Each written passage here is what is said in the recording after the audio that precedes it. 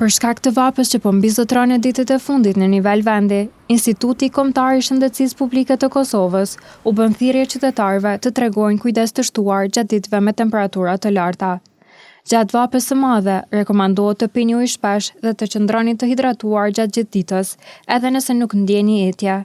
Po ashtu këshillohet të konsumoni ushqime të lehta dhe të freskëta si fruta, perime dhe produkte qumshti, duke shmangur pijet alkoolike, kafeinën e tepërt dhe pijet me shumë sheqer, të cilat mund të shkaktojnë dehidrim. IKSHPK rekomandon veshje të lehta, të gjera dhe me ngjyra të qelta që reflektojnë rrezet e diellit, si dhe freskimin e trupit me ujë përmes dushit me temperaturë jo shumë të ftohtë.